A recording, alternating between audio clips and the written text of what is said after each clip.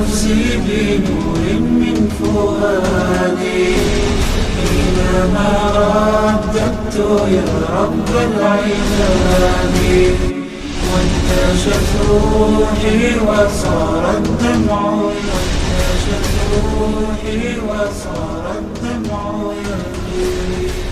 وأشهد أن لا إله إلا الله وحده لا شريك له تعظيما لشانه وأشهد أن محمدا عبده ورسوله الداعي إلى رضوانه وسلم عليه وعلى آله وأصحابه وأزواجه وذرياته وأتباعه أما بعد فأعوذ بالله السميع العليم من الشيطان الرجيم بسم الله الرحمن الرحيم وكذلك جعلنا لكل نبي عدوا شياطين الإنس والجن يوحي بعضهم إلى بعض زخرف القول غرورا ولو شاء ربك ما فعلوه فذرهم وما يفترون. وعن أنس بن مالك رضي الله عنه قال قال رسول الله صلى الله عليه وسلم إن عزم الجزاء مع عزم البلاء وإن الله تعالى إذا أحب قوما ابتلاهم فمن رضي فله الرضا ومن سخط فله السخط رواہ ابن ماجہ. محترم حاضرین، بزرگان دین، ملت کے بھائی خواہ، نوجوان ساتھیوں، مومنہ ماں اور بہنوں، سب سے پہلے ہر قسم کی تعریف و توصیف، بڑائی، بزرگی، کبریائی، عظمت و جلال، حمد و ثنا اور شکر و سپاس ہوں اس اللہ عظیم وحدہ لا شریک احد و صمد کے لیے جس نے ہمیں اسلام جیسی عظیم دولت عطا فرمائی. ربنا لك الحمد حتى ترضى ولك الحمد اذا رضيت ولك الحمد بعد الرضا. بعد ازاں انگنت درود و سلام ہو سید الاولین والآخرین، امام الانبیاء والاتقیاء والاولیاء والشہداء والصلحاء والمرسلین، محمد عربی محمد الرسول اللہ صلی اللہ علیہ وسلم کے لیے. اللہم صلی علی محمد وعلی آل محمد کما صلیت علی ابراہیم وعلى آل إبراهيم إنك حميد مجيد. اللهم بارك على محمد وعلى آل محمد كما باركت على إبراهيم وعلى آل إبراهيم إنك حميد مجيد. تحمید و تسلیم اور حمد و صلاۃ کے بعد اللہ رب العالمین نے یہ کائنات بنائی ہے تو ضرور اس کا کوئی مقصد ہوگا. تو قرآن ہی سے پوچھتے ہیں کہ اس کائنات کے بنانے کا مقصد کیا ہے. اللہ نے فرمایا الذی خلق الموت والحیاة لیبلوکم ایکم احسن عملا. اسی نے موت و حیات کو پیدا کیا ہے تاکہ وہ دیکھے کہ تم میں عمل کے اعتبار سے کون سب سے اچھا ہے. وہ جانچے پرکھے عمل کس کا سب سے اچھا ہے. دوسری جگہ فرمایا یہاں موت و حیات کا ذکر ہے تو یہ بات ذہن نشین ہونی چاہیے کہ دنیا میں جو کچھ ہے مخلوقات میں یا تو ان کا شمار حیات میں ہوگا یا ممات میں. جاندار اور بے جان کو تو ہم جانتے ہی ہیں. جو پودے پیڑ پودے ہیں درخت ہیں ان کو آپ جاندار میں شامل کر لو اس لیے کہ ان کے اندر حرکت و نمو ہے، کچھ ادراک و احساس ہے. اور جو پہاڑ زمین اور دوسری چیزیں جو جمادات ہیں ان کو ممات میں شامل کر لیں تو اللہ کے اس فرمان کے ساری کائنات کی ساری مخلوق مخاطب ہو گئی کہ ہم نے یہ جو نظام حیات و ممات بنایا صرف اس لیے تاکہ تم کو آزمائے تم عمل میں کیسے ہو، کون کتنا اچھا ہے. دوسری جگہ فرمایا انا جعلنا علی الارض زینۃ لها لنبلوہم ایہم احسن عملا. ہم نے یہ جو رنگین دنیا بنائی ہے، زمین پر جو زینت رکھی ہے، وہ صرف اسی لیے تاکہ ہم زمین والوں کو آزمائیں ان میں عمل کے اعتبار سے کون سب سے اچھا ہے. یہ سورج، یہ چاند، یہ نظام فلکیات، یہ زمین، یہ شب و روز، یہ ہوتی ہوئی صبح و شام، یہ گردش ایام، یہ گزرتے ہوئے دن، تاریخ کے یہ مختلف ادوار، یہ قوموں کا عروج و زوال، یہ سارے نظام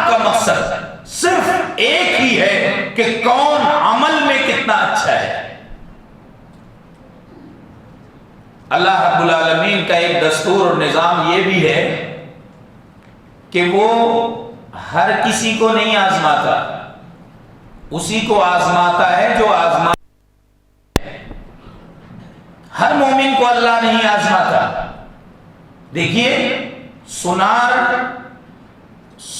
جتنا اصلی ہوگا اتنا ہی سونے کو آگ میں تپائے گا، تاکہ جتنا اس کو تپایا اور پکایا جائے گا سونے سے کچرا اتنی ہی زیادہ دور ہوگا اور سونا اور زیادہ پیور ہوگا۔ سونا ہے اس لیے جلایا جا رہا ہے۔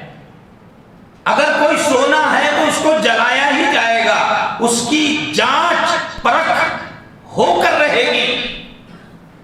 ایسی دنیا میں دیکھیے جو بڑی بڑی ڈگریاں لینا چاہتے ہیں، اعلیٰ تعلیم حاصل کرتے ہیں، ان کے پرچے بھی اتنے ہی زیادہ مشکل اور ٹف ہوتے ہیں۔ ان پرچوں کو عام انسانوں کے لیے حل کرنا تو ناممکن ہے، ان پرچوں کے سوالات سمجھنا بھی عام آدمی کے لیے مشکل ترین ہے، جبکہ یہ سارے کے سارے انسان ہی ہیں، مگر ایک پرچہ حل کر رہا ہے اور دوسرا سوال ہی نہیں سمجھ سکتا، پڑھ بھی نہیں سکتا۔ تو جو جتنی اونچی ڈگری لے گا، جو جتنے اونچے مقام کی خواہش کرے گا، اسے اتنی ہی زیادہ کٹھنائیوں سے اور مشکلات سے گزرنا پڑے گا۔ یہی اس نظام کائنات کا حتمی دستور ہے۔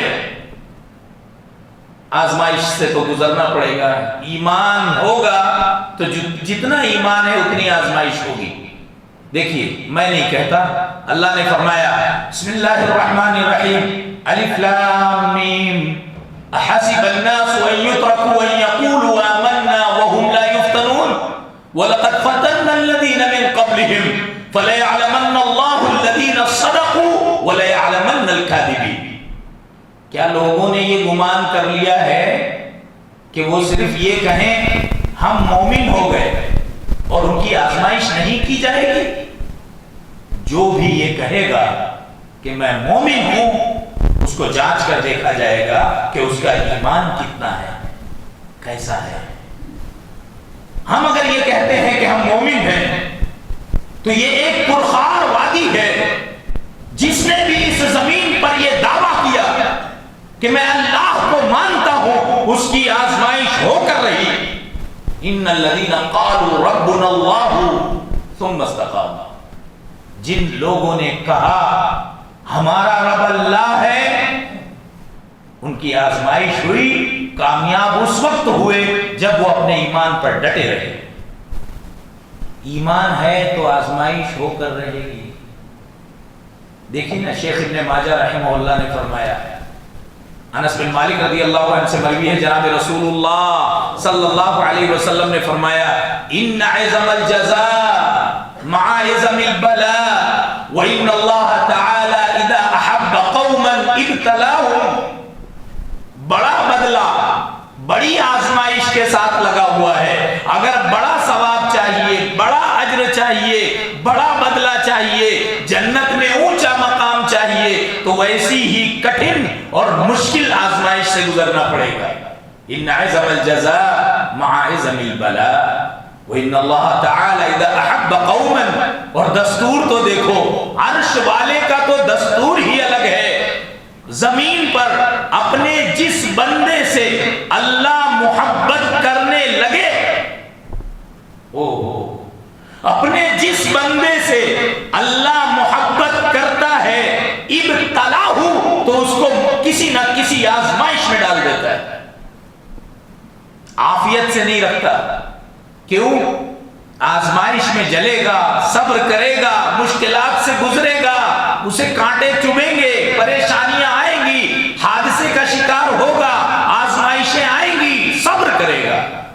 اور جب صبر کرے گا، اللہ پر ایمان رکھے گا، تقدیر پر ایمان رکھے گا، تو پھر اس کے درجات بلند ہوں گے، اس کے گناہ مٹا دیے جائیں گے، اور جنت میں اللہ نے اس کے لیے جو انعام رکھا ہے وہ ان انعامات کا مستحق ہوگا۔ آج کے حالات پر بھی میں بہت ساری باتیں آج عرض کروں گا۔ تو اللہ کا یہ دستور یاد رکھیے، ایمان ہے تو آزمائش ہوگی۔ تیسری چیز، آزمائش کے مقاصد کیا ہے؟ معلوم ہونا چاہیے نا آزمائشیں کیوں ہوتی ہیں۔ اس کا سب سے بنیادی اور پہلا مقصد آزمائش کا یہ ہے کہ اللہ رب العالمین انسانوں کو گناہوں کی سے توبہ کرنے کا موقع دے۔ اللہ چاہتا ہے کہ بندے اپنے گناہوں سے رجوع کریں۔ فرمایا اولا يرون انهم يفتنون في كل عام مرة او مرتين ثم لا يتوبون ولا هم يذكرون، کیا وہ دیکھتے نہیں سال میں ایک یا دو مرتبہ ان کو کسی نہ کسی آزمائش میں ڈالا جاتا ہے؟ کیوں؟ تاکہ وہ اپنے گناہوں سے پلٹیں، توبہ کریں، نصیحت حاصل کریں۔ ہم دیکھ رہے ہیں 1-2 سال پہلے کورونا نے دستک دی، کورونا سے پہلے NRC کی آواز ہو رہی تھی، آپ بوریا بستر لپیٹنے میں لگے تھے، بہت سے لوگ بہت سو کو ڈرا رہے تھے۔ وہ آزمائش ختم نہیں ہوئی کہ کورونا نے دستک دی، لاک ڈاؤن آیا اور کروڑوں لوگ بے روزگار ہو گئے۔ تو اللہ تعالیٰ اس لیے آزماتا ہے تاکہ بندے اپنے گناہوں کی عادت کو چھوڑ کر اللہ کی طرف آئیں۔ اس لیے بھی آزماتا ہے کہ کفارہ، گناہوں کا کفارہ ہو۔ دیکھیں امام حاکم رحمہ اللہ نے اور دیگر محدثین نے ابو ہریرہ اور ام سلمہ رضی اللہ عنہا سے روایت نقل کی، شیخ البانی رحمہ اللہ نے بھی تصحیح کی، فرمایا کہ رسول اللہ صلی اللہ علیہ وسلم نے فرمایا مَبْتَلَى اللَّهُ عَبْدًا وَهُوَ عَلَى طَرِيقَةٍ يَكْرَهُهَا إِلَّا جَعَلَ اللَّهُ لَهُ كَفَّارَةً وَطَهُورًا۔ بندہ، اللہ رب العالمین اپنے بندے کو کسی آزمائش میں مبتلا کرتا ہے اور بندہ یہ سمجھتا ہے کہ یہ چیز میرے حق میں اچھی نہیں ہے، اس کو ناپسند کرتا ہے، تو اللہ اس آزمائش کے بدلے اس کے گناہوں کو مٹاتا ہے اور اس کو گناہوں سے پاک کرتا ہے۔ کسی بہانے سے آزمائش آتی ہے، کسی بڑے حادثے سے بچانے کے لیے چھوٹے حادثے ہوتے ہیں۔ ایک آدمی صبح کے وقت مارننگ واک پہ چل رہا تھا تیزی سے، ساتھ میں کتا بھی تھا۔ اچانک اس آدمی کے پیر میں ناخون میں چوٹ لگی، بیٹھ گیا۔ چوٹ لگنے کی وجہ سے پیر میں ناخون میں خون نکل آیا، وہ بیٹھا درد کے مارے، اور جب اس کو ذرا راحت ملی تو اس نے دیکھا کہ کتا جو میرے ساتھ ساتھ دوڑ رہا تھا وہ کہاں ہے۔ نظر پڑی تو پتہ چلا کہ سامنے آگے کتا گیا ہے۔ وہ اس راستے پر لڑکھڑاتے ہوئے گیا تو دیکھا کہ جس راستے پر میں دوڑ رہا تھا اور یہ کتا دوڑ رہا تھا، وہاں آگے ایک راستے پر دلدل ہے اور کتا اسی دلدل میں جا گرا۔ یہ اجنبی تھا، اگر اس کے پیر میں چوٹ نہیں آتی تو یہ اسی راستے پر دوڑ رہا ہوتا اور جسے یہ زمین سمجھ رہا ہوتا وہ کوئی دلدل ہوتا اور اس میں جا کر یہ بھی گر جاتا۔ صبح کا وقت تھا، چیختا چلاتا، آس پاس کوئی تھا نہیں، تو یہ بہت ہی بری مصیبت میں پھنس جاتا۔ تو اس دلدل سے بچانے کے لیے اس کے پیر میں چوٹ لگ گئی۔ یہ ایک مثال میں نے دی ہے زندگی کو سمجھنے کے لیے۔ کوئی بھی مصیبت کسی نہ کسی خیر کو لے کر آتی ہے۔ بڑی مصیبت سے بچانے کے لیے چھوٹی مصیبتیں آ جاتی ہیں۔ ایک بڑے حادثے اور ایکسیڈنٹ سے بچانے کے لیے چھوٹا سا حادثہ پیش آ جاتا ہے۔ یہ اللہ کا نظام کام کر رہا ہے۔ تو ایک مقصد کفارہ ہے، طہارت ہے، انسان کو گناہوں سے پاک کرنا ہے، اور ایک مقصد ہے رفع درجات، درجات کو بلند کرنا۔ سارے لوگ گنہگار نہیں ہیں، کچھ لوگ نیک بھی ہیں، پھر ان کے ساتھ تکلیفیں کیوں آتی ہیں؟ تو ان کے درجات کو بلند کرنے کے لیے آتی ہے۔ اللہ رب العالمین اسی بہانے سے ان کے درجات کو بلند کرتا ہے۔ ایک بڑی پیاری حدیث ہے کہ نبی صلی اللہ علیہ وسلم نے فرمایا اللہ نے ہر بندے کے لیے جنت میں اس کا ایک مقام لکھ دیا ہے، طے شدہ ہے ہر مومن کے لیے۔ مگر اس مقام تک پہنچنے کے لیے اس کے پاس نیکیاں نہیں ہوتی ہیں. تو اب درجہ تو بہت اونچا ہے اور یہ چل تو بہت نیچے رہا ہے, نمازوں کی پابندی نہیں ہے بہت ساری. اب رہی بات نماز کی, اگر کوئی نماز چھوڑتا ہے تو سوال ہی نہیں ہوتا کہ اس کا جنت میں اونچا مقام. یعنی وقت پر پابندی نہیں ہو رہی ہے نمازوں کی, تو اللہ اس کو ایسے مصائب اور مشکلات دیتا ہے جن پر وہ صبر کرے اور اپنے اس مقام کو پالے. کتنی حکمت کام کر رہی ہے دنیا میں اللہ کی. یعنی جو نیکی نہیں کر پا رہا ہے اس کو مصیبتیں دے کر اللہ اس کے ایمان کو بڑھاتا ہے اور اس طرح سے اس کو اس کا مقام دے دیتا ہے. یہ بھی نہیں کہتا کہ تو محنت نہیں کر رہا ہے تو تیرے لیے میرا فیصلہ بدل گیا, نہیں, اس کو مصائب و مشکلات کے ذریعے وہاں پہنچاتا ہے.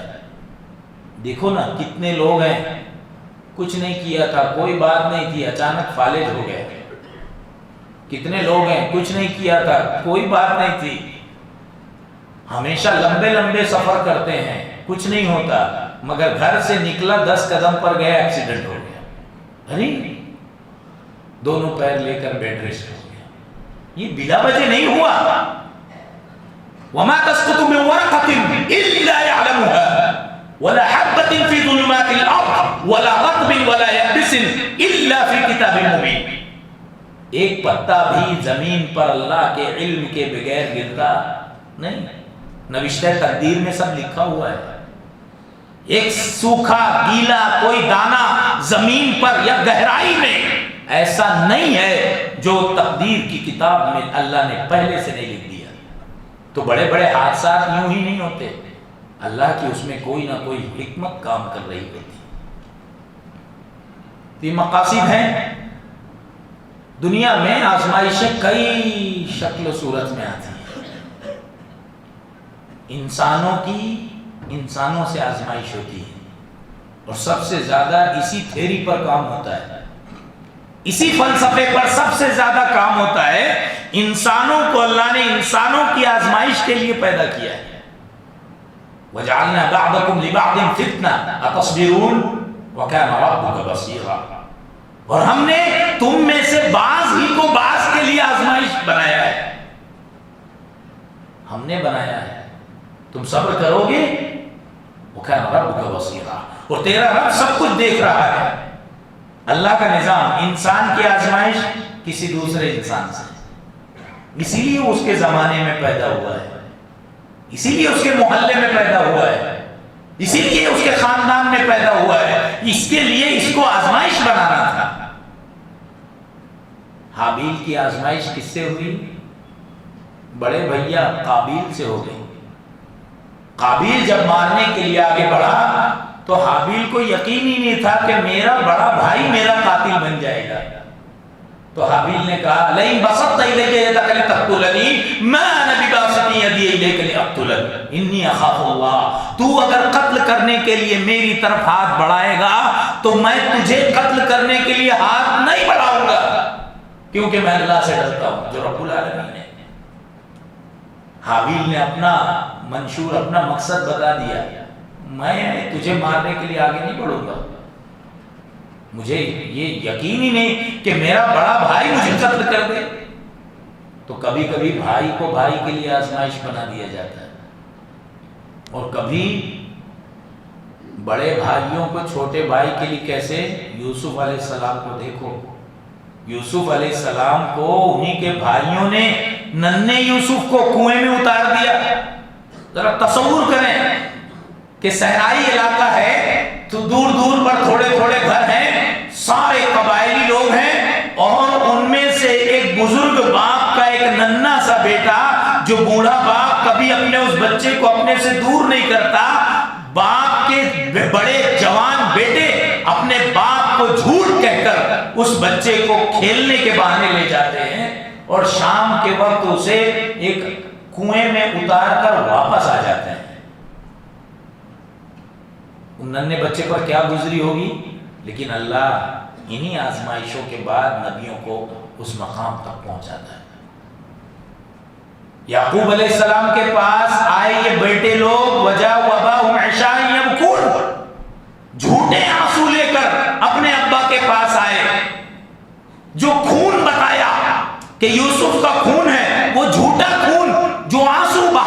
وہ جھوٹے آنسو یعقوب کو اللہ نے اپنے بیٹوں سے آزمایا. آزمائش اپنے بیٹوں سے بھی ہو جاتی ہے. سامنے آئے تو کون؟ بیٹے آ گئے. ساری حدیں کراس ہو گئی. اب آپ کیا کر سکتے ہیں؟ بیٹے، جوان بیٹے آپ کے مقابلے میں آ گیا. یعقوب علیہ السلام نے ایک ہی جملہ کہا، انما اشکو بثی وحزنی الی اللہ. وہ میں کیا کہوں، میں تو جو کہنا ہے، جو آنسو بہانا ہے، جو شکایت کرنی ہے، اپنے رب سے ہی کروں گا. میرے بیٹے وہی میرے ساتھ سازش کر رہے ہیں، میرے ننھے سے بچے کو لے کر چلے گئے. تو بیٹے بھی آزمائش بنتے ہیں، بیویاں آزمائش بن جاتی ہیں. اللہ نے کسی بیوی کو کسی کے لیے بنایا ہوتا ہے، اس کی آزمائش کے لیے. دیکھیے نا، نوح علیہ السلام اور لوط علیہ السلام دونوں کی بیویوں کو اللہ نے آزمائش بنا دیا. ضرب اللہ مثلا للذین کفروا امرأة نوح وامرأة لوط كانتا تحت عبدین من عبادنا صالحین فخانتاہما فلم یغنیا عنہما من اللہ شیئا وقیل ادخلا النار مع الداخلین. نوح اور لوط کی دونوں کی بیویاں میرے، اللہ کہتا ہے ہمارے نیک بندوں کی بیویاں تھیں. چاہتی تو اپنی دنیا اور آخرت سنوار لیتی، مگر اپنے شوہروں کی انہوں نے خیانت کی. تو ان کے شوہر نبی ہونے کے باوجود بھی ان دونوں کو اللہ کے عذاب سے بچا سکے؟ نہیں بچا سکے، اور دونوں جہنم میں داخل ہوئی. لوط کی بیوی، نوح علیہ السلام کی بیوی. تو انسانوں کو، ارے عام انسان نہیں، نبیوں کو بھی بیویوں سے آزمایا جاتا ہے، بیویوں سے بھی آزمایا جاتا ہے. ہم میں سے بھی کسی کو بھی کسی سے بھی آزمایا جا سکتا ہے. کوئی کبھی بھی زندگی میں آ سکتا ہے. دیکھو نا، یوسف علیہ السلام جب مصر کے بازار میں بیچے گئے تو ایک امید لگ رہی تھی کہ میں کہاں تھا؟ کنویں میں. قافلے والوں نے مجھے کنویں سے نکالا، کنویں سے نکالنے کے بعد مصر کے بازار میں بیچا.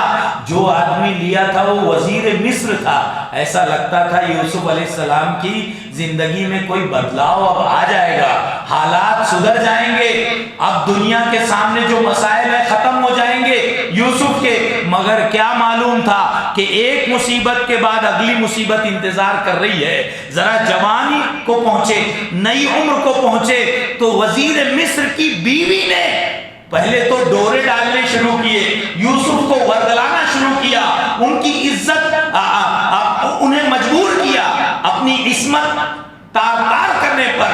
جب یوسف پاک باز تھے وہ بھاگے، محل سے باہر نکل گئے. عزیز مصر سے سامنا ہوا. عزیز مصر نے کہا ان کیدکن عظیم یوسف اعرض عن هذا. تم عورتوں کی چالیں بہت عظیم ہے. یوسف اس مسئلے کو چھوڑو، جانے دو، نظر انداز کر دو. لیکن پھر دنیا کو کیا جواب دیں؟ عورتوں میں بات پھیل گئی، سماج میں بات پھیل گئی. لوگ حضرت یوسف اور عزیز مصر کی بیوی کو لے کر چیمے گوئیاں کرنے لگے. بادشاہ کا وزیر کی بیوی بدنام ہوگی تو دنیا کیا کہے گی؟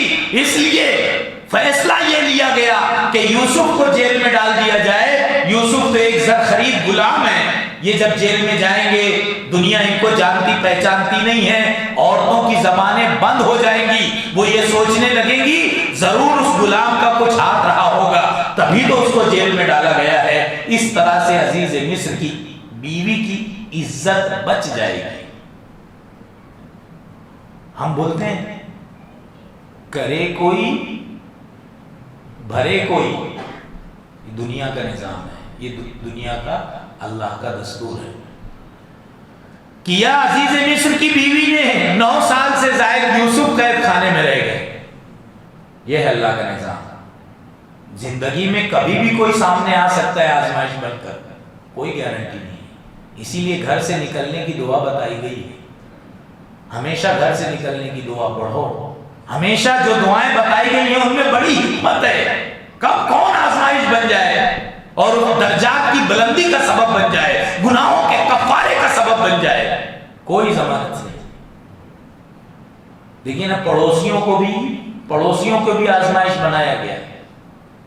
امام بخاری رحمہ اللہ نے حضرت حذیفہ رضی اللہ عنہ سے روایت نقل کی، عمر بن خطاب رضی اللہ عنہ نے ان سے فتنے کے بارے میں پوچھا تو انہوں نے پہلا فتنہ یہ بتایا کہ میں جو اللہ کے نبی علیہ السلام سے سیکھا ہوں وہ یہ ہے فتنۃ الرجل فی اہلہ و مالہ و ولدہ، آدمی کو اس کے گھر والوں سے، بیوی بچوں سے، آدمی کو اس کے مال سے، آدمی کو اس کے پڑوسیوں سے آزمایا جائے گا، آزمایا جائے گا۔ ارے پڑوسیوں کو بھی آزمائش بنا کر بھیجا جاتا ہے۔ دو لوگ رہتے تھے، دونوں کا اپنا ذاتی مکان تھا، ایک مکان بک گیا، جو برسہ برس کے پڑوسی تھے وہ چلے گئے، اب جو دوسرا مکان جو بکا اس میں ایک کے بعد ایک نئے کرایہ دار آتے ہیں، کوئی اچھا بھی ہوتا ہے کوئی برا بھی ہوتا ہے۔ یہ ان کرایہ داروں کو بھیج کون رہا ہے؟ یہ اللہ بھیج رہا ہے، آزمائش بنا کر پڑوسیوں کو۔ امام حاکم رحمہ اللہ نے ابو ہریرہ رضی اللہ عنہ سے روایت نقل کی ہے کہ رسول عربی صلی اللہ علیہ وسلم کے پاس ایک صحابی آئے اور کہنے لگے اللہ کے نبی میرے پڑوسی نے میرا جینا مشکل کر دیا، کیا کروں؟ تو آپ صلی اللہ علیہ وسلم نے فرمایا انطلق فاخرج متاعک الی الطریق، جاؤ اپنے گھر کا سارا ساز و سامان نکال کر روڈ پہ بیٹھ جاؤ۔ دنیا کہتی ہے نا پروٹیسٹ کہاں سے آیا؟ نبی صلی اللہ علیہ وسلم نے سکھایا ہے، مظلوم اپنی آواز بلند کر سکتا ہے پرامن طریقے سے۔ شرط کیا ہے؟ پرامن طریقے سے انسان پروٹیسٹ کر سکتا ہے، اپنی آواز مظلوم اٹھا سکتا ہے۔ نبی محترم نے فرمایا انطلق فاخرج متاعک الی الطریق، جا اپنے گھر کا سامان لے کے روڈ پہ بیٹھ جائے۔ انہوں نے ایسے کیا، سارے گھر کا سامان، اب گھر میں کیا نہیں رہتا ہے، سارا سامان لے کر روڈ پر رکھا اور بیٹھ گئے۔ اب آنے جانے والے پوچھ رہے ہیں کیا بات ہے؟ کہہ رہے میرا پڑوسی مجھے تکلیف دیتا ہے، بہت زیادہ جینا مشکل کر دیا ہے، میں نے نبی صلی اللہ علیہ وسلم سے شکایت کی تو آپ نے کہا روڈ پہ سامان لا کر بیٹھ گئے۔ لوگوں کو جب پوری بات پتہ چلی تو کہا اللہم العنہ اللہم اخزہ، اللہ اس پر لعنت کرے، اللہ اس کو رسوا کرے، تم جیسے سیدھے سادے آدمی کو پریشان کیے۔ اس کو پتہ چلا کہ میرا پڑوسی گھر میں نہیں ہے، وہاں روڈ پہ بیٹھا ہے۔ آیا کیا ہوا بھائی؟ کہا کہ تم بہت تنگ کر رہے، بس بہت ہو گیا، آپ برداشت نہیں ہوتا۔ کہا معاف کرو، چلو آج کے بعد سے میں تمہیں کوئی تکلیف نہیں دوں گا۔ تو معلوم یہ ہوا کہ پڑوسی کو بھی پڑوسی کے لیے آزمائش بنایا جاتا ہے، بیوی بچوں کو آزمائش بنایا جاتا ہے، مال کو آزمائش کا ذریعہ بنایا جاتا ہے۔ اللہ رب العالمین نے فرمایا انما اموالکم واولادکم فتنہ واللہ عنده اجر عظیم، بے شک تمہارے مال اور تمہاری اولاد تمہارے لیے آزمائش بن جاتے ہیں، اور جو اللہ کے پاس تمہارا مقام ہے وہ بہت بڑا ہے، بڑا بدلہ ہے۔ مال کو بھی آزمائش، غربت بھی آزمائش بن جاتی ہے، غربت، غریبی، مال بھی آزمائش ہے، دولت بھی آزمائش ہے، اور غریبی بھی آزمائش ہے۔ غریبی، ہمارے بہت سارے مسلمان پریشان ہیں غریبی کو لے کر۔ یاد رکھیے یہ نبیوں کا وطیرہ ہے، یہ نبیوں کو اللہ نے عطا کیا ہے۔ غربت بھی اللہ ہر کسی کو دیتا نہیں۔ مال کمانا بہت آسان ہے، مال جمع کرنا بہت آسان ہے، حلال کمانا بہت مشکل ہے۔ آج مسلمانوں کا مزاج کیا بنا ہوا ہے؟ نبی صلی اللہ علیہ وسلم نے فرمایا تھا یأتی علی الناس زمان لا یبالی المرء ما اخذ منه امن الحلال ام من الحرام۔ ایک زمانہ آئے گا انسان کو یہ پرواہ نہیں ہوگی کہ مال آ کہاں سے رہا ہے، بس وہ یہ چاہے گا کہ کسی طرح سے مال جمع ہو جائے۔ سچ بولیے، مسلمانوں کی اکثریت ایسا نہیں کر رہی ہے۔ انہیں یہ پرواہ نہیں ہے کہ مال حلال ہے کہ حرام ہے، جائز ہے کہ ناجائز ہے، بس انہیں یہ فکر ہے کہ کسی طرح سے میں صاحب مال بن جاؤں۔ غریبی کو برا مت مانے، غریبی نبیوں کو اللہ نے عطا کی ہے، اور نبی محترم دعا کرتے تھے اللہم احیینی مسکینا وتوفنی مسکینا واحشرنی فی زمرۃ المساکین، اے اللہ مسکین بنا کر زندہ رکھ، مسکین بنا کر وفات دے، اور مرنے کے بعد میدان محشر میں مسکینوں کی صف میں جگہ دے۔ محشر کی بھی دعا مانگ لی، جنت کی بات چھوڑو، جنت میں جانے سے پہلے جو میدان محشر ہوگا، اللہ کے نبی اس میدان میں بھی امیروں کے ساتھ نہیں رہنا چاہتے، وہاں بھی غریبوں کی صف مانگ رہے ہیں۔ اگر دولت بہت بڑی کامیابی کا نام ہوتا تو نبیوں کے سردار دنیا میں موت کے وقت، مرنے کے بعد میدان محشر میں غریبوں کا ساتھ نہیں مانگتے۔ دعا کر رہے ہیں، تاریخ نے رقم کیا، دنیا نے دیکھا، آسمان و زمین گواہ ہے کہ جس دن جناب رسول اللہ صلی اللہ علیہ وسلم کی وفات ہوئی، آپ دنیا سے رخصت ہوئے، اس دن حضرت عائشہ کے گھر میں بتی جلانے کا تیل نہیں تھا۔ تاریخ نے رقم کیا، تیل نہیں تھا بتی جلانے کا، گھر میں روشنی کرنے کا انتظام نہیں تھا۔ یعنی اللہ کے نبی علیہ السلام کی وفات انہی حالات میں ہوئی، غربت میں، میدان محشر میں بھی دولت مندوں سے دور رہنا چاہتے ہیں۔ تو میرے غریب مسلمان کبھی یہ نہ سوچیں کہ ہم غریب ہیں، غریب ہیں تو اس میں اللہ کی بہت بڑی حکمت ہے، مصلحت ہے۔ وہ ایک الگ مسئلہ ہے، بات کہیں اور چلی جائے گی۔ اللہ رب العالمین نے فرمایا وَلَوْ بَسَطَ اللَّهُ الرِّزْقَ لِعِبَادِهِ لَبَغَوْا فِي الْأَرْضِ، اگر اللہ تعالیٰ رزق سب میں بانٹ دے، تو بھی امیر، تو بھی امیر، تو بھی مال و دولت والا، تو کوئی دنیا کا نظام چلے گا نہیں، کوئی کسی کی نوکری نہیں کرے گا، کوئی کسی کے کام نہیں آئے گا، سارے بغاوت کر دیں گے، بندے بندوں سے بغاوت کریں گے اور بندے اللہ سے بھی بغاوت کر دیں گے، فرعون اور قارون جیسے لوگ ہو جائیں گے۔ یہ بیلنس اللہ نے بنایا ہے، کسی کو غریب کسی کو امیر، مگر کسی کو امیر بنایا تو اس کی عمارت اور دولت کو اس کی آزمائش بنا دی، اور کسی کو غریب بنایا تو اس کی غربت کو آزمائش بنا دی۔ دونوں کا ایگزام ہو رہا ہے، کسی کا کوئی اور کورس ہے، کسی کا کوئی اور کورس ہے۔ ہر آدمی اپنے کورس میں کامیاب ہے کہ نہیں، یہ سب سے اہم بات ہے۔ حیات و ممات کا نظام اسی لیے بنایا گیا ہے کہ آزمائش ہو۔ آزمائش کا ایک ذریعہ حوادث بھی ہے۔ حوادث حادثے کی جمع ہے، روزانہ ہم اپنی آنکھوں سے حادثات دیکھ رہے ہیں۔ ہماری مائیں بہنیں ہیں، کوئی بیٹا جوان بیٹا آسانی سے جوان نہیں ہوتا، ہزار نشیب و فراز، ہزار قربانیاں دینے کے بعد کوئی بچہ جوانی کو پہنچتا ہے۔ کیسے دن، کیسی راتیں، کیسی صبح اور کیسی شام ماں باپ نے دیکھی ہوتی ہیں، جب جا کے چھوٹا ننھا سا بچہ 25 سال کا جوان بنتا ہے۔ لیکن اچانک ابھی شادی ہونے ہی والی تھی کہ کسی حادثے میں موت کا شکار ہو جاتا ہے، مر جاتا ہے۔ اللہ نے فرمایا قُلْ لَن يُصِيبَنَا إِلَّا مَا كَتَبَ اللَّهُ لَنَا هُوَ مَوْلَانَا وَعَلَى اللَّهِ فَلْيَتَوَكَّلِ الْمُؤْمِنُونَ، کہہ دیجئے کہ ہمارے پاس ہرگز کوئی مصیبت نہیں آتی مگر وہی جو اللہ نے پہلے ہی لکھ دی ہے۔ وہ مولانا، وہی ہمارا آقا ہے، وہی نگہبان ہے، وہی نگہداشت ہے۔ وعلی اللہ فلیتوکل المؤمنون، اور مومن اسی اللہ پر بھروسہ کرتے ہیں۔ تو حادثات سے گھبرائیں نہیں۔ نبی صلی اللہ علیہ وسلم نے ایک خاتون کو دیکھا، امام بخاری رحمہ اللہ نے نقل فرمایا کہ نبی صلی اللہ علیہ وسلم نے دیکھا کہ بڑی رو رہی ہے، جسے ہم کہتے ہیں سارا گھر سر پر اٹھا رکھا ہے، چیخ رہی ہے، چلا رہی ہے۔ تو آپ نے فرمایا تصبری واتقی اللہ واحتسبی، صبر کر، اللہ سے ڈر، ثواب کی امید رکھ۔ تو اس نے اللہ کے نبی کو دیکھا نہیں، اس کو نہیں معلوم کہ کون نصیحت کر رہا ہے۔ اس عورت نے روتے روتے کہا الیک عنی، پرے ہٹ، دور ہٹ، تجھے کیا معلوم مجھ پر کیا مصیبت آئی ہے۔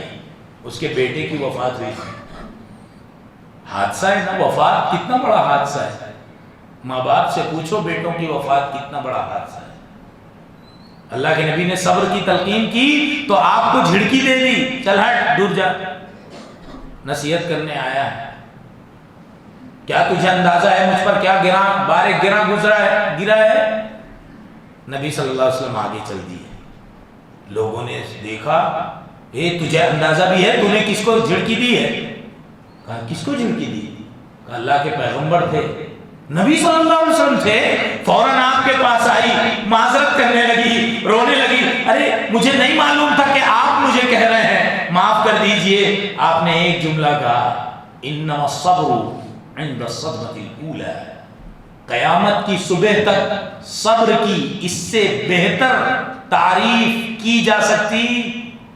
سونے کے حرفوں سے لکھ لو، نبی محترم نے، آمنہ کے لال نے فرمایا انما الصبر عند الصدمة الاولى، صبر کہتے ہیں اس برداشت کو جو مصیبت کے پہلے مرحلے میں کیا جائے، بعد میں تو برداشت ہو ہی جاتا ہے، ہفتہ دو ہفتہ، مہینے دو مہینے، سال دو سال گزرے تو آدمی بھول بھی جاتا ہے۔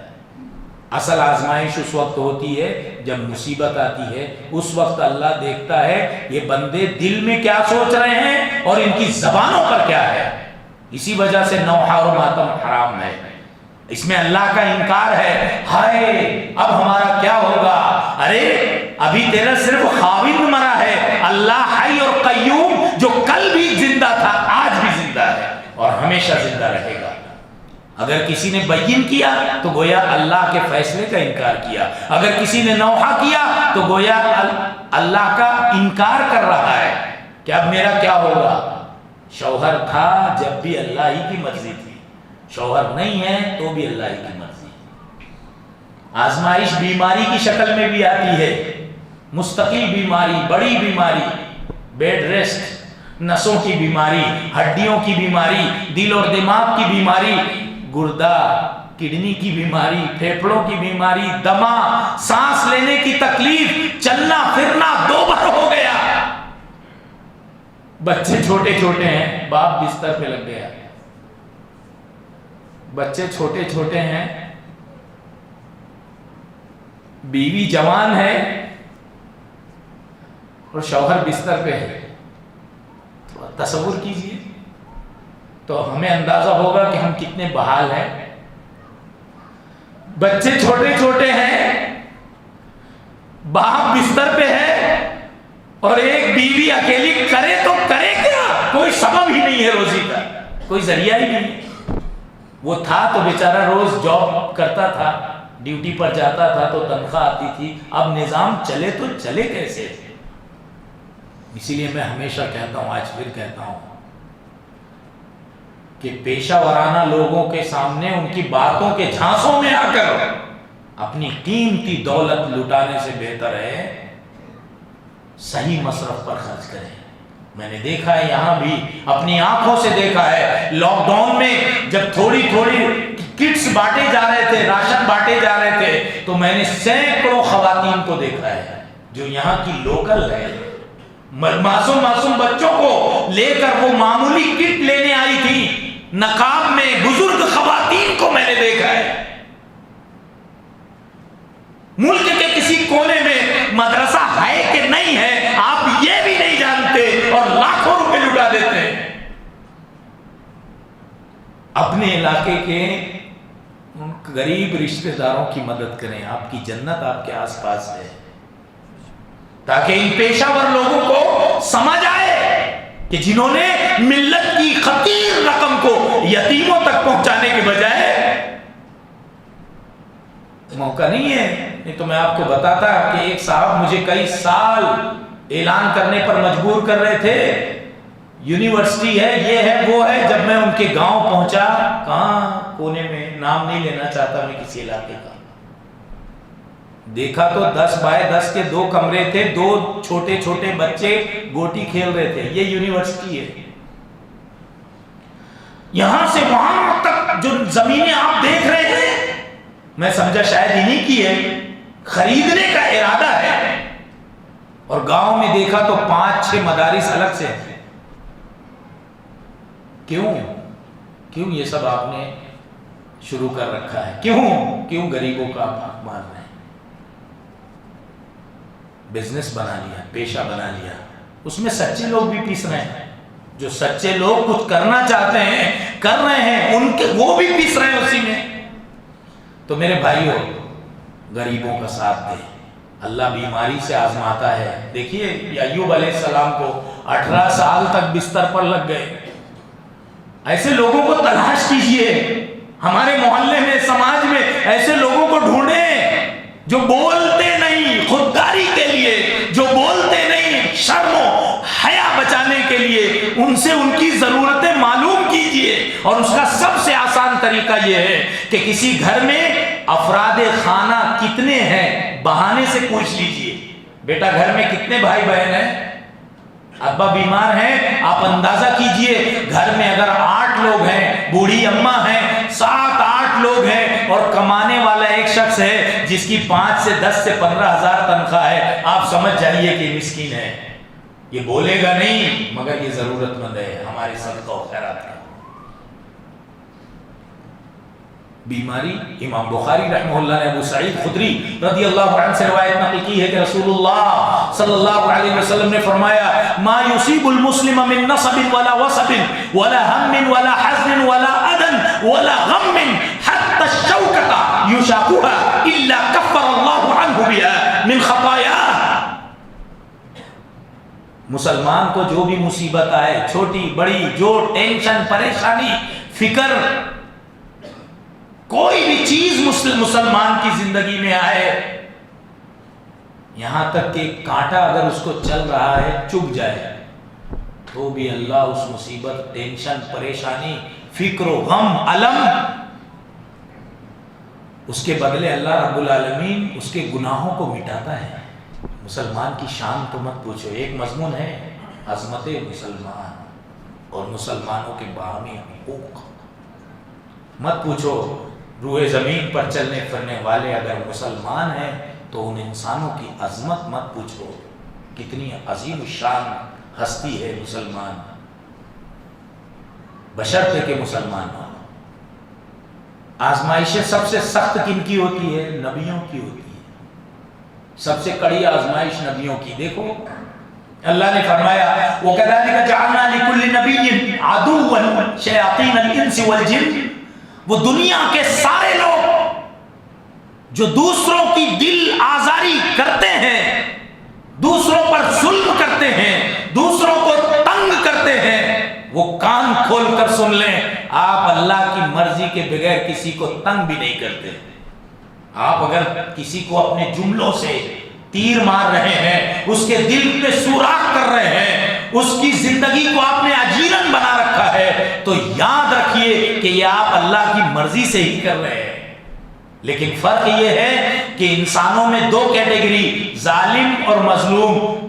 آپ کی بدنصیبی یہ ہے کہ اللہ نے مظلوم بنانے کے بجائے آپ کو ظالموں میں سے بنایا ہے.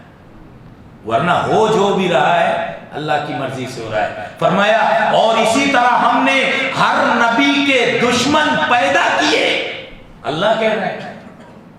ہم کہہ رہے ہیں کہ عقبہ ابن ابی معیط، امیہ ابن خلف، ابی ابن خلف، ابو جہل، ابو لہب نبی کو اتنی تکلیف دے رہے ہیں. اللہ کہہ رہا ہے ہم نے، یہی ہمارا دستور ہے، یہی ہمارا نظام ہے، یہی ہمارا اس کائنات کا سسٹم ہے کہ ہم نے ہر نبی کے دشمن خود پیدا کیے، خود کھڑے کیے.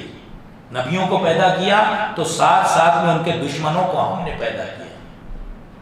ایسی نیک لوگوں کا بھی معاملہ ہے. جو جتنا نیک ہوگا اس کے دشمن کو اللہ خود پیدا کرے گا. کیوں اللہ نے ایسا کیا؟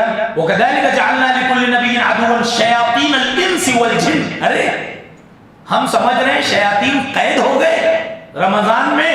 اللہ کہہ رہا ہے شیاطین صرف جنوں میں سے نہیں، انسانوں میں سے بھی ہوتے ہیں، وہ تو آزاد ہیں. شیاطین الانس والجن، جنوں اور انسانوں کے شیاطین کو ہم نے نبیوں کے خلاف پیدا کیا، ان کو کھڑا کیا. زخرف القول غرورا، تاکہ وہ ایک دوسرے کا کان بھر سکے. نبی کے دشمنوں کے پاس شیاطین آتے ہیں، اب یہ کام کرو، اس کو اور تکلیف پہنچاؤ.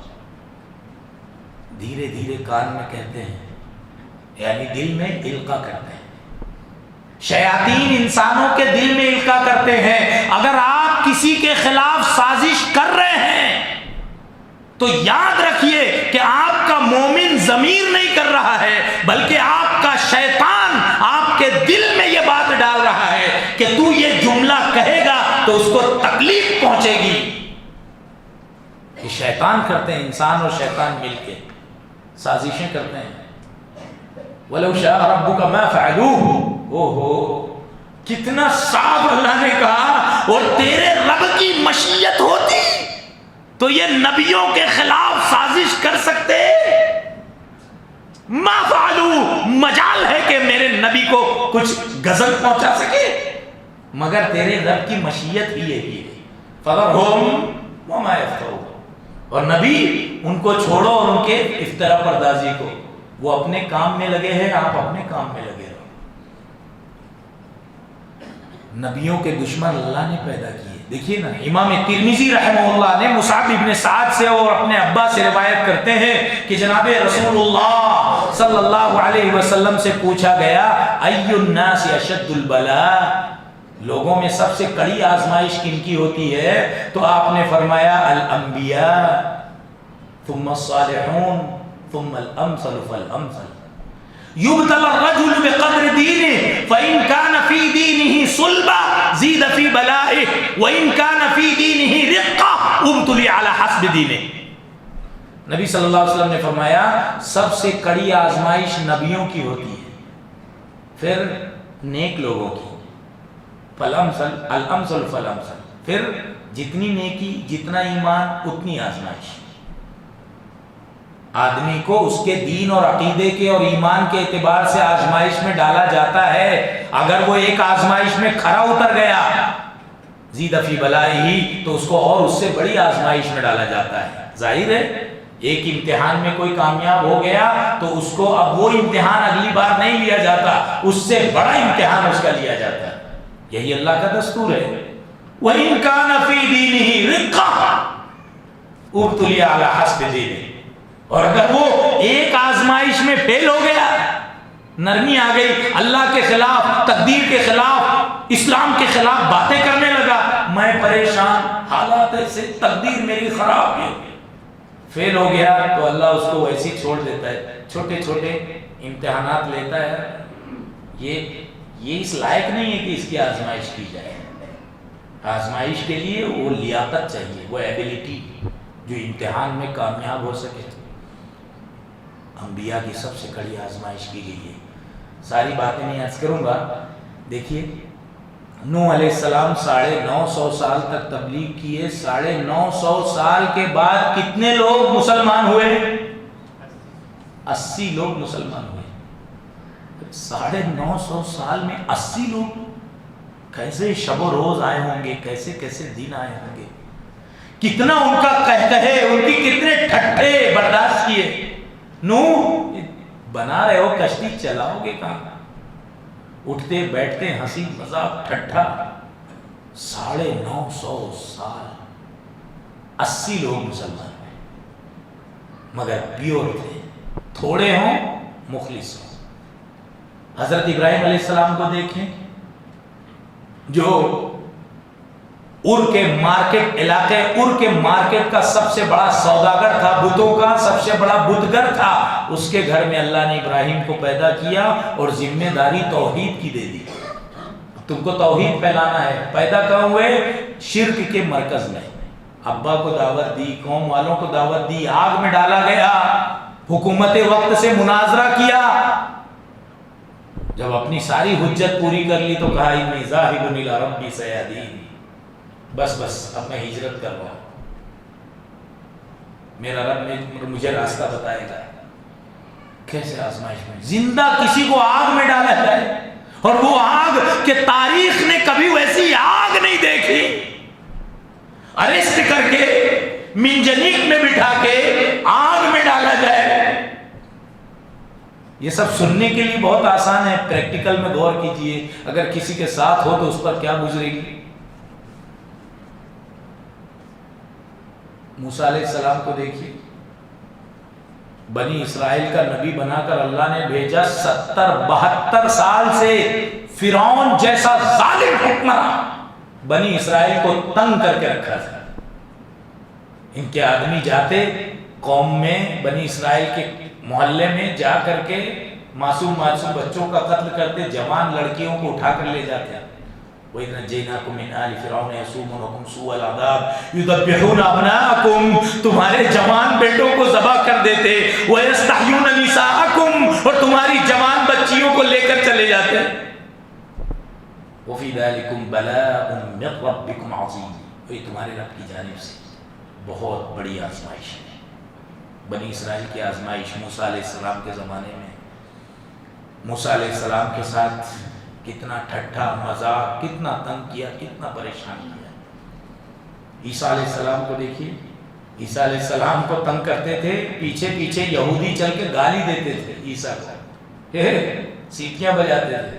تم بتاؤ کہ ہمیں کیا کرنا ہے, تم رسول ہو. حضرت عیسیٰ کچھ نہیں کہتے, صرف پلٹ کر دعا دیتے. کسی نے پوچھا وہ لوگ گالیاں دے رہے ہیں, آپ دعائیں دے رہے ہیں. تو حضرت عیسیٰ علیہ السلام نے کہا, صحیح مسلم میں بھی وہ الفاظ ہیں, کل واحد ينفق مما عنده. کتنا بڑا جملہ ہے, کل واحد ينفق مما عنده, ہر آدمی وہی خرچ کرتا ہے جو اس کے پاس ہو.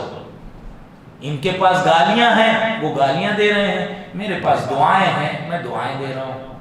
فلما احس عيسى منهم الكفر قال من انصاري الى الله قال الحواريون نحن انصار الله آمنا بالله واشهد باننا مسلمون.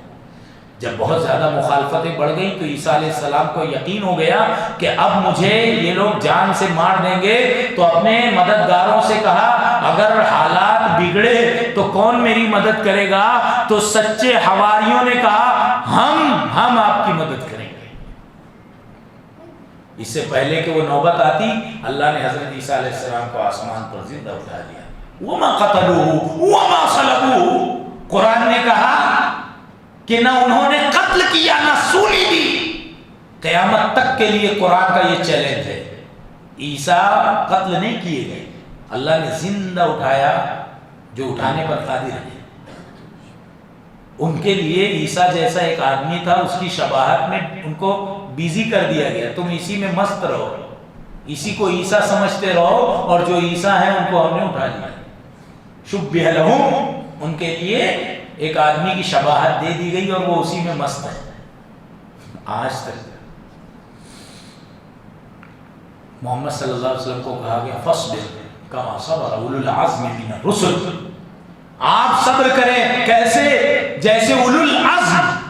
سب سے کڑی آزمائش نبیوں کی, اور نبیوں میں سب سے سخت آزمائش اولو العزم نبیوں کی. جیسے اولو العزم نبیوں نے صبر کیا, آپ بھی صبر کریں. آج کا ٹائم 15 منٹ پہلے ہی میرا ٹائم ہے, تو آپ یہ سوچیں کہ ٹائم تو ہو گیا ہے, 11 تک کے ٹائم ہے, کیونکہ نماز کا ٹائم بڑھ گیا ہے. اولو العزم نبیوں کے جیسے رسولوں کی طرح آپ صبر کیجئے. نبی صلی اللہ علیہ وسلم کو کیا نہیں کیا, مکہ والوں نے, پھر مدینہ والوں نے, نبوت سے پہلے, نبوت کے بعد مکہ میں, اور پھر مدینہ میں, اور پھر طائف والوں نے. دیکھو عقبہ ابن ابی معیط, امیہ ابن خلف, ابی ابن خلف آنتیں کھیلتے تھے, جانوروں کی آنتیں گھما کر ایک دوسرے پر پھینکتے تھے, اور اس انداز سے پھینکتے تھے کہ ٹھیک جا کر اللہ کے نبی کی کنپٹی پر لگ جائے. آپ نکال کر لے جا کر کچرے میں پھینکتے, صرف ایک جملہ کہتے, بئس العشیرہ انتم, کتنے برے پڑوسی ہو تم. پڑوسی عقبہ ابن ابی معیط, ابی ابن خلف آتے گھما کر پھینکتے, نبی کے گھر کے صحن میں جو ہانڈی چڑھی ہے پانی کی, وہ ہانڈی میں جا کر آنکھ گر جاتے. لے کرے گا کیا, دیکھتے ہیں. حتیم میں نماز پڑھ رہے ہیں تو آپ کی پیٹھ پر اونٹ کی گندی اوج لا کر, اونٹ کی گندی اوج, اونٹ کاٹا گیا ہے تو اس کے پیٹ میں جو غلاظت رہتی ہے وہ گندی اوج لا کر آپ کی پیٹھ پر رکھ دی گئی. ہم شکایت کر رہے ہیں صاحب امن و امان نہیں ہے, آپ کو نماز پڑھنے سے روکا کس نے ہے, لیکن آپ تو نماز بھی نہیں پڑھ رہے ہیں اور یہ شکایت کر رہے ہیں حالات بہت ناسازگار ہیں. اتنے ناسازگار ہیں کہ کوئی آپ کی پیٹھ پر اونٹ کی گند کو جلا کر رکھ دے. نبی محترم نماز پڑھ رہے ہیں تو چادر گردن میں ڈال کر مروڑ رہے ہیں اور سب کے سب کھڑے رہ کر ہنس رہے ہیں. یہ دیکھو محمد کہتا ہے رسول ہے تیرا رب کہاں ہے, تیرے رب کی مدد کیوں نہیں آتی؟ ہر چیز کی ایک بنیاد ہے. آئی مدد, بدر میں آئی, احد میں آئی, فتح مکہ میں آئی. اللہ کے پاس ترازو ہے. یخفض القسط ویرفع وتلک الایام نداولها. ہم دنوں کو لوگوں کے درمیان اونچ نیچ کرتے رہتے ہیں. میں بھی کہوں گا اگر آپ سچے مومن ہیں تو آپ گھبرا ہی نہیں سکتے. اگر آپ کو تاریخ کا علم ہے تو آپ گھبرا نہیں سکتے. جب رات تاریک ہوتی ہے تو وقت سحر قریب ہوتا ہے. سحری کا کرتے ہیں. جب رات تاریک ہوتی ہے تو وقت سحر قریب ہوتا ہے. یاد رکھیں جتنی رات تاریک ہوگی اتنی ہی تو سحر قریب آئے گی. رات کی تاریکی سے مت ڈریے, مایوس مت ہوئیے. یہ رات جب تک تاریک نہیں ہوگی تو سحر کا وقت کب آئے گا؟ بات کہیں اور چلی جائے گی, اس لیے میں عرض کروں کہ نبی صلی اللہ علیہ وسلم کو یہ ٹھٹھا اڑاتے ہوئے کہتے ہیں ما لہذا الرسول یاکل الطعام ویمشی فی الاسواق. رسول کو دیکھو, یہ کہتا ہے کہ میں رسول ہوں. کیسا رسول ہے؟ ہمارے جیسے کھانا کھاتا ہے اور ہماری طرح بازار میں تجارت کرتا ہے. ہم میں اور اس میں فرق ہی کیا ہے؟ اور کہتا ہے کہ رسول ہوں. انہوں نے رسالت کا انکار کیا اس لیے کہ وہ ہمارے نبی کو انسان مانتے تھے, اور ہم لوگوں نے رسالت کا اقرار کیا تو آپ کی بشریت ہی کا انکار کر دیا. وہ انسان ہونے کی وجہ سے رسول نہیں مان رہے ہیں اور ہم رسول مان رہے تو انسان نہیں مان رہے. کتنا کیسا نظام دیکھیے. یہ اللہ رب العالمین نے جواب دیا. اذان کی بات آئی ہے نا, اس مسئلے میں غور کیجیے آپ. وہ رسول مان رہے ہیں, نہیں مان رہے ہیں, کیوں؟ اس لیے کہ وہ انسان مان رہے ہیں. ہم رسول مان رہے ہیں تو ہم انسان نہیں مان رہے ہیں. ایسی اذان کا معاملہ ہے. عجیب و غریب یہ اذان ہے, ہمارے لوگوں کو سنائی ہی نہیں دیتی اور کسی کو یہی اذان ڈسٹرب کر رہی ہے. ارے ہمارے لوگوں کے تو کان ہی میں نہیں جا رہی ہے اور آپ کو یہ اذان اتنی پریشان کر رہی ہے. ایک ہی اذان ہے, کسی کو سنائی نہیں دے رہی ہے, کسی کو ڈسٹرب کر رہی ہے. ایک ہی رسول ہے, کوئی انسان ہونے کی وجہ سے رسول نہیں مان رہا ہے, کوئی رسول مان رہا ہے تو انسان نہیں مان رہا ہے. وَمَا أَرْسَلْنَا مِن قَبْلِكَ مِنَ الْمُرْسَلِينَ إِلَّا إِنَّهُمْ لَيَأْكُلُونَ الطَّعَامَ وَيَمْشُونَ فِي الْأَسْوَاقِ وَجَعَلْنَا بَعْضَكُمْ لِبَعْضٍ فِتْنَةً أَتَصْبِرُونَ وَكَانَ رَبُّكَ بَصِيرًا. اللہ نے فرمایا پوری تاریخ اٹھا کر دیکھ لو, ہم نے آپ سے پہلے جتنے رسولوں کو بھیجا وہ سب کھانا کھاتے تھے, بازاروں میں تجارت کرتے تھے. ہم نے تم میں سے بعض کو بعض کے لیے فتنہ بنا کر پیدا کیا ہے. تصبرون, اگر تم مومن ہو تو صبر کر سکتے ہو. وہ کہہ رہا رب کا بصیرہ, مت بھولو کہ تمہارا رب سب کچھ دیکھ رہا ہے. صحابہ کو بھی آزمایا گیا.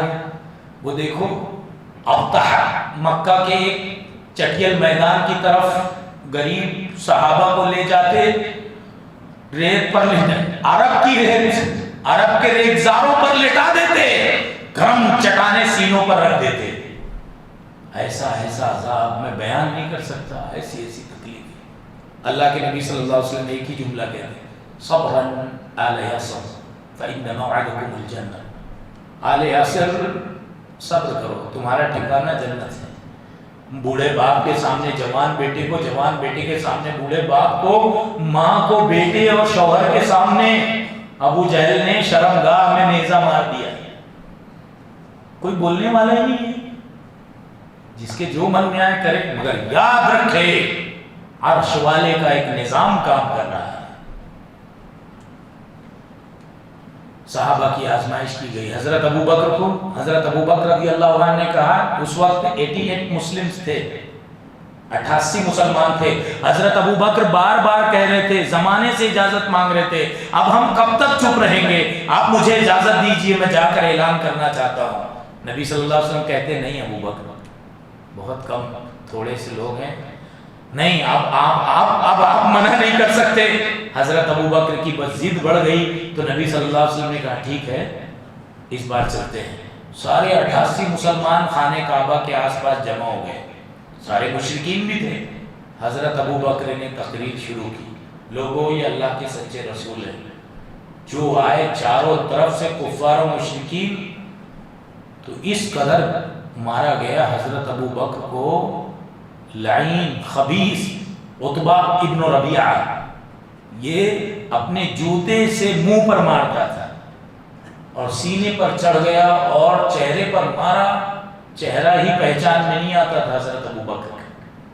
لیکن ایک اللہ کی بات کر رہے تھے، قبیلے والوں نے کہا لئن مات ابو بکر لنقتلن عتبہ بن ربیعہ، اگر ابو بکر مر گئے تو ہم عتبہ بن ربیعہ کو چھوڑیں گے نہیں، ابو جہل کو چھوڑیں گے نہیں۔ عتبہ بن ربیعہ نے اتنا مارا، لیکن جب ہوش آیا تو ایک ہی سوال کیا، ما فعل بی رسول اللہ، اللہ کے رسول کا کیا ہوا؟ تو ام جمیل فاطمہ بنت خطاب نے کہا صحیح سالم، صحیح سالم ہے۔ تو حضرت ابو بکر نے کہا واللہ لا اذوق طعاما واشرب شرابا او آتی رسول اللہ، قسم اللہ کی ایک دانہ کھانا پانی نہیں کھاؤں گا جب تک اللہ کے رسول کو اپنی آنکھ سے نہ دیکھ لے۔ اماں اور ام جمیل دونوں پکڑ کر لے گئیں۔ حضرت ابو بکر نے دیکھا ملاقات کی، جب ان کو دل کو تسلی ملی، کہا میری اماں آئی ہیں، ان کے لیے اسلام کی دعا کر دیں۔ تو تکلیفیں صحیح ہیں، صحابہ نے جب جا کر کے اسلام دنیا کو ملا ہے، قوموں کو عذاب آیا، اصحاب کہف کو دیکھو، اصحاب الاخدود کے دیکھو، کہف والے وہ 7 نوجوان، 8واں ان کا کتا، بادشاہ کے سامنے قوم کو سجدہ کرنا پڑتا ہے، مگر اللہ نے دل میں توحید کی مشعل جلا دی ہے، چاہے جو ہو جائے ہم اللہ کے علاوہ کسی کو سجدہ نہیں کریں گے۔ دیکھیے دوپہر کا وقت ہے، ایک درخت کے نیچے ایک آدمی بیٹھا ہے، آج بادشاہ کے سامنے حاضری ہے، سب سجدہ کریں گے، اگر میں وہاں گیا میں سجدہ نہیں کیا تو کیا ہوگا؟ یہ سوچ کر آ کے اکیلا بیٹھا ہے، اکیلا موحد، کسی کو نہیں معلوم اس کی توحید کے بارے میں۔ ایک دوسرا جوان آ کر کے اس کے بازو میں ادھر ہو کر کے بیٹھا ہے، یہ بیٹھا ہے یہاں، اس کی سوچ کی اپنی دنیا، وہ بیٹھا وہاں، اس کی سوچ کی اپنی دنیا۔ عرش والا جانتا ہے یہ بھی اسی وجہ سے بیٹھا ہے، وہ بھی اسی وجہ سے بیٹھا ہے۔ ایک 2 3 7 ہو گئے، ان میں سے 1 2 تو ایسے تھے جن کی مسیں بھی بھیگی نہیں تھی، مونچھ بھی نہیں آئی تھی، چھوٹے تھے لیکن توحید سمجھ گئے تھے۔ اچانک ایک نے کہا بھائی آپ یہاں کیوں بیٹھے ہو؟ دوسرے نے کہا اب ڈر رہے ہیں، بتائے تو بتائیں کیسے، ہو سکتا ہے یہ قوم کے لوگوں میں سے ہو۔ بات یہ ہے بھائی، بات یہ ہے کہ یہ دیکھو نا، ہم بھلا ان کو کیسے سجدہ کر سکتے ہیں؟ دوسرے نے کہا تم نے تو میرے دل کی بات کر لی۔ وہ سارے جمع ہو گئے، وہ 7 تھے، انہم فتیۃ آمنوا بربہم وزدناہم ہدی، 7 تھے مگر وقت کی حکومت کے خلاف تھے۔ کہا ہم تو اللہ کے علاوہ کسی کو سجدہ نہیں کریں گے۔ اور پھر جب ان کو اریسٹ کرنے کا وارنٹ نکلا تو جا کر ایک غار میں پناہ لیے اور 309 سال تک سوتے رہے۔ اللہ نے ان کو ایسا سلایا کہ اپنے نبی کو کہا اگر تم غار والوں کو دیکھ لیتے تو مارے ڈر کے بھاگ جاتے۔ غار کے دہانے پر کتا بیٹھا ہے اور اندر یہ لوگ آنکھ کھول کر سو رہے ہیں، آنکھ کھول کر سو رہے ہیں۔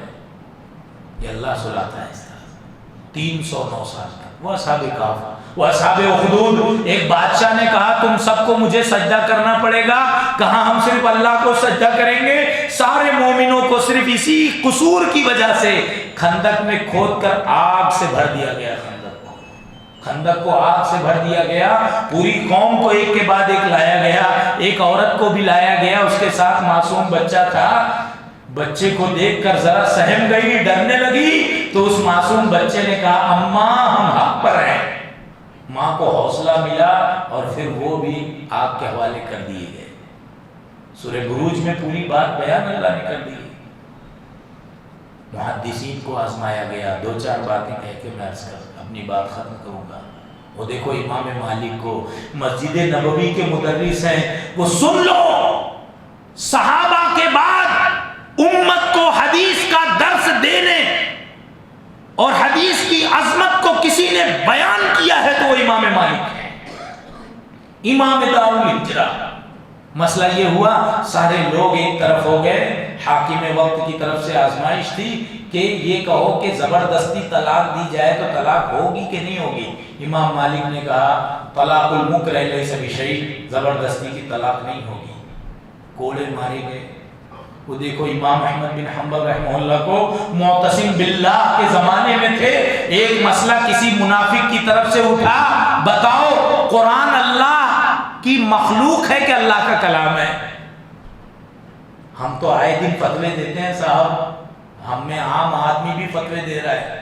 وہ امام مالک امت پر امام احمد بن حنبل نے مسند احمد لکھ کر جو احسان عظیم کیا ہے، قیامت تک کہ اس کا حق ادا کیا جا سکتا ہے، وہ امام احمد بن حنبل امام الورع، تقوی کے امام. مسئلہ تھا قرآن کو مخلوق کہو یا قرآن کہو، کلام کہو.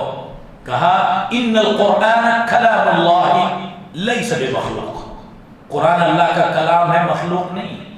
معتصم باللہ نے کہا یا احمد قل کلمۃ انا افک عنک بیدی. اے احمد ایک کلمہ کہنے کی بات ہے، کہہ دو میں اپنے ہاتھ سے تم کو کھولوں گا. وَأُعْطِيكَ وَأُعْطِيكَ وَأُعْطِيكَ، اور تمہیں میں انعامات کی بوچھار لگا دوں گا، خوب انعامات اور تحائف دوں گا. امام احمد بن حنبل نے ایک جملہ کہا ہاتی بآیتنا و بحدیث اتو بکتاب اللہ او بسنت رسول حتی اقول بہ. قرآن کی کوئی آیت یا نبی کا کوئی فرمان لاؤ کہ میں کہہ سکوں کہ قرآن اللہ کی مخلوق ہے، اور جب تک نہیں لاؤ گے میں کہہ سکتا. جلاد مارتا تھا کوڑا، اگر وہ کوڑا کسی ہاتھی پر مارا جاتا تو چگاڑ دیتا. وہ کوڑا امام احمد بن حنبل. یہ کسی ڈاکو کا تذکرہ نہیں ہو رہا ہے، یہ وقت کے جلیل القدر امام ہیں اور ہزاروں ان کے شاگرد ہیں، مگر باطل سے کمپرومائز نہیں کیا. یہ کیوں ہوا؟ امام مالک کے ساتھ، امام احمد بن حنبل کے ساتھ، امام اوزاعی کے ساتھ. عبداللہ بن علی عباسی نے امام اوزاعی، بنو امیہ مسلمان ہی تھے، ان کی مسجدوں پر حملہ کیا اور سارے خون بہایا. اور اس نے کہا کہ اپنے ہم نواؤں سے بتاؤ کوئی ہے جو مجھے روک سکے، میرے معاملے میں اعتراض کر سکے. تو لوگوں نے کہا کوئی نہیں ہے، مگر ایک شیخ ہیں اوزاعی، ہو سکتا ہے وہ آپ کی بات سے انکار کریں. بڑے پائے کے محدث تھے. حکم ہوا اوزاعی کو گرفتار کر کے لاؤ. عبداللہ بن علی عباسی پلنگ پہ بیٹھا ہے، امام اوزاعی کو لایا گیا، حسبنا اللہ و نعم الوکیل پڑھتے ہوئے غسل کر کے نیا کپڑا پہن کر آئے. بتاؤ جو بنو امیہ کے ساتھ میں نے کیا ہے صحیح کیا کہ غلط کیا؟ تو کتنا پیارا جواب دیا امام اوزاعی رحمہ اللہ نے. کہا میں نے نبی صلی اللہ علیہ وسلم کا، میں نبی کا ایک فرمان جانتا ہوں، لا يحل دم امرئ مسلم الا بحق ثلاث الا باحدى ثلاث السيب الزاني والنفس بالنفس والتارك لدينه المفارق للجماعة. میں نے نبی صلی اللہ علیہ وسلم کی اس فرمان کو پڑھا ہے کہ کسی بھی مسلمان کا خون جائز نہیں ہے جب تک کہ 3 باتیں نہ ہوں. شادی شدہ زانی ہو، یا اس نے کسی کی جان لی ہو، یا پھر اسلام سے مرتد ہو گیا ہو، تارک لدینہ المفارق للجماعہ. اس کے علاوہ تیسرے کسی خون کا مجھے معلوم نہیں ہے. اگر تم نے جو خون کیا ہے ان تینوں میں سے ہے تو تمہارا خون جائز ہے، اور اگر ان تینوں کے باہر ہے تو تم ایک قاتل ہو۔ غضبناک ہو رہا ہے۔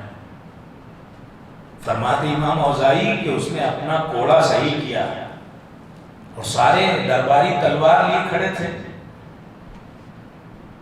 تو مجھے لگا کہ اب میری باری آ گئی ہے، وقت قریب آ گیا۔ میں نے اپنا عمامہ اتارا اور گردن جھکا دی، تو میں دیکھ رہا تھا کہ درباری اپنا کپڑا سمیٹ رہے تھے کہ کہیں خون کا چھیٹا ان پر نہ چلا جائے، یعنی اتنا یقین تھا کہ وہ مارے گا۔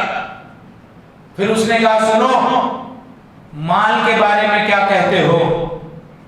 تو میں نے کہا ان کان حلالا فحساب وان کان حراما فعقاب، اگر مال حلال ہے تو حساب دینا پڑے گا، اور اگر مال حرام ہے تو سزا کے لیے تیار رہو، عذاب کے لیے تیار رہو۔ یہ ہمارے لیے بھی کتنی اہم بات ہے۔ مال حلال ہے تو حساب ہوگا، مال حرام ہے تو عذاب ہوگا۔ اس نے کہا سونے کی ایک دینار کی تھیلی دی، یہ میری طرف سے انعام۔ تو ایک درباری اشارہ کرنے لگا، لے لو۔ امام اوزاعی فرماتے ہیں اس نے اشارہ کیا تو میں نے وہ انعام کی تھیلی لی اور انہیں فوجیوں میں بانٹ دیا، تم ہی سب رکھ لو۔ اور وہاں سے پلٹے اور کہا حسبنا اللہ ونعم الوکیل، حق بولا۔ ایک دو بات اور عرض کر دوں۔ مصر کا حاکم تھا احمد ابن طولون، امام البانی شیخ ابن کثیر رحمہ اللہ نے روایت نقل کی۔ ابو الحسن نام کے ایک بڑے عالم تھے، ان کو لایا گیا، ان کو قید خانے میں ڈال دیا گیا۔ ابو الحسن ہمیشہ حق بولتے تھے، ابو الحسن ابن محمد حمدان ابن سعید، کوئی اس کے خلاف، اس کے ظلم کے خلاف بولنے والا نہیں تھا۔ ابو الحسن نے اس کے زبان پر جا کر حق بات کہی، تو کہا کہ اس کو قید کر لو۔ بھوکا شیر لایا گیا، بھوکا شیر ڈال دیا گیا، سارے لوگ دیکھ رہے ہیں، تو شیر بڑی تیزی سے لپکا ابو الحسن صاحب کی، شیخ ابو الحسن کی طرف۔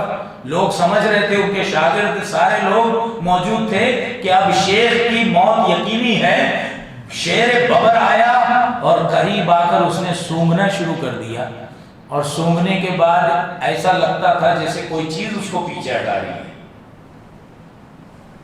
بعد میں احمد ابن طولون نے کہا کہ ان کو چھوڑ دو، رہا کر دو۔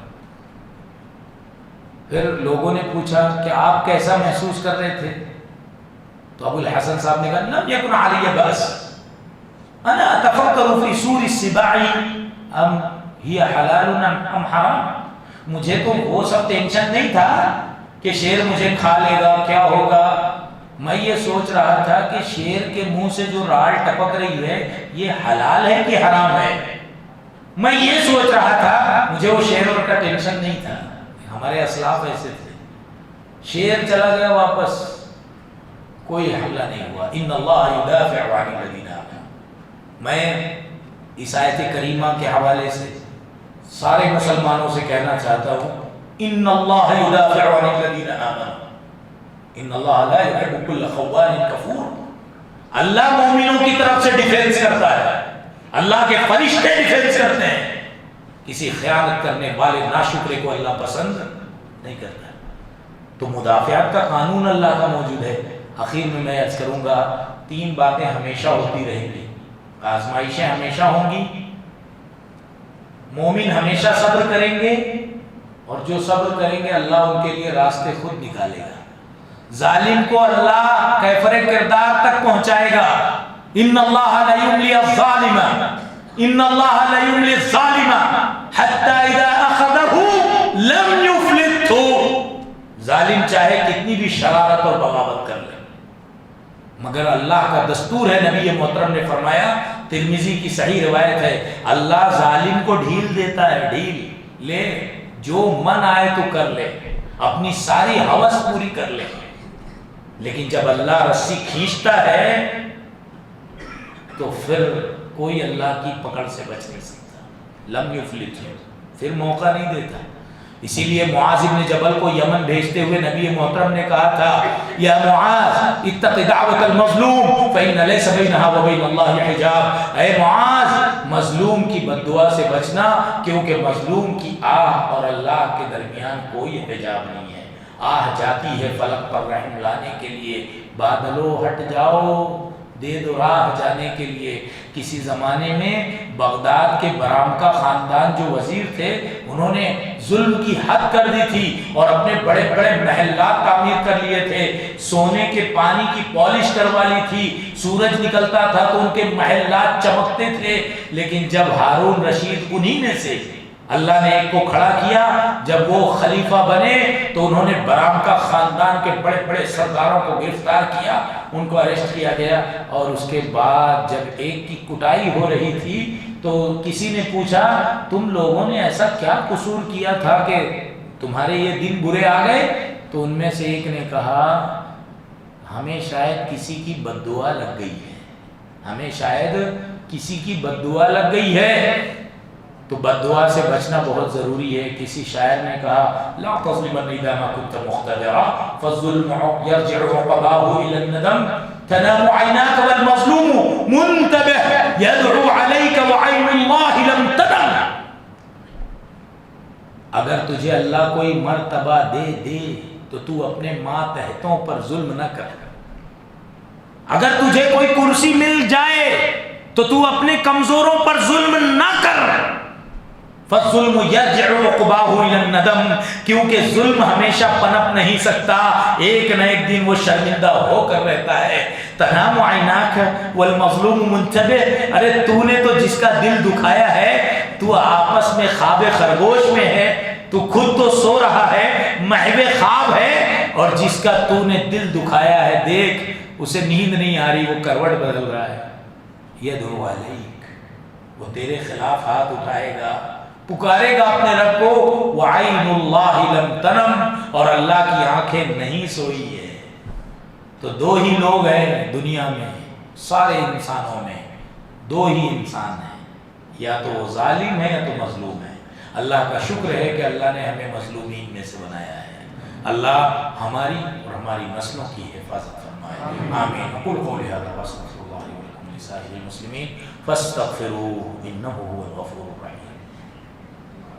أشرقت نفسي بنور من فؤادي حينما رددت يا رب العباد، وانتشت روحي وصار الدمع، وانتشت روحي وصار الدمع